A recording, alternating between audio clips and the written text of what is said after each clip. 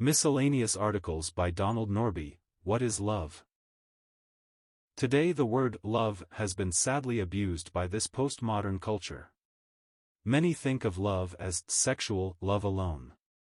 A rap star sings, "Let's do like the animals do." So love has been denigrated to the sexual drive of the animal world. Here there are no moral boundaries, only the drive of instinct to propagate the species.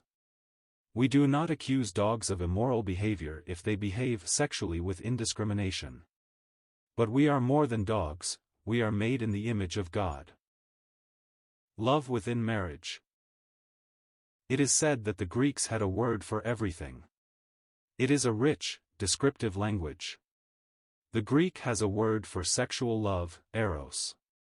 In the New Testament its place has been taken by epithumia, which means intense desire or lust. We speak today of erotic love, passionate, sexual love. And this has its place in marriage. The sex act is not sinful. God made us male and female and urged man to have children, Genesis 1 verses 27 to 28. This idea that sex is sinful is a doctrine of demons, 1 Timothy 4 verses 1 to 3. Marriage is honorable in all and the bed undefiled, Hebrews 13 verse 4. Couples are urged, do not deprive one another except for a time 1 Corinthians 7:5. But this intense drive must be guarded by the commitment of marriage if there is to be happiness in the family. A man may be attracted first to a woman by her appearance. Her feminine beauty may entrance him. Here there is a need for women to dress modestly lest they arouse lust. But after that initial attraction there is a time of getting to know one another. The attraction to a woman or a man may dim very quickly if, amongst other things, the couple do not enjoy conversing together. This attraction then begins to mature into friendship where both just enjoy being together, sharing thoughts, ideas, goals and companionship. They become friends and surely one's spouse needs to be one's best friend.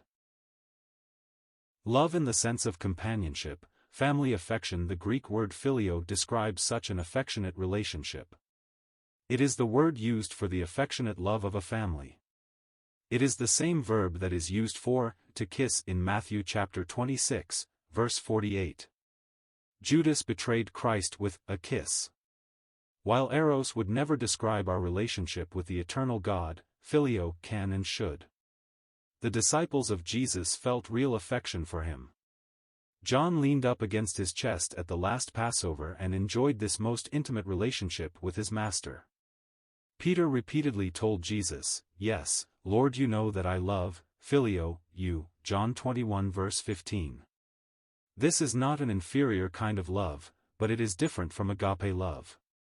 It is the love of mutual affection, a friendship that responds warmly to another's affection. Both eros and philia should mark married love. Philia should also mark the relationships of God's people, his family. We are told, greet one another with a holy kiss, philma, Romans 16 verse 16. It is still the custom in many parts of the world to greet a friend with a kiss on the cheek. In other cultures it may be a warm embrace or handshake. Love that is the character of God. And now we come to agape love. Outside of the Bible and church writings the word is not found in classical Greek. The Septuagint, the Greek translation of the Old Testament, which was in common usage in the Roman Empire among the Jews, did use the word. The New Testament writers adopted the word to denote God's love, a volitional love, not determined by the response of the persons loved. For God so loved, agapao, the world that he gave his only begotten Son, John 3 verse 16.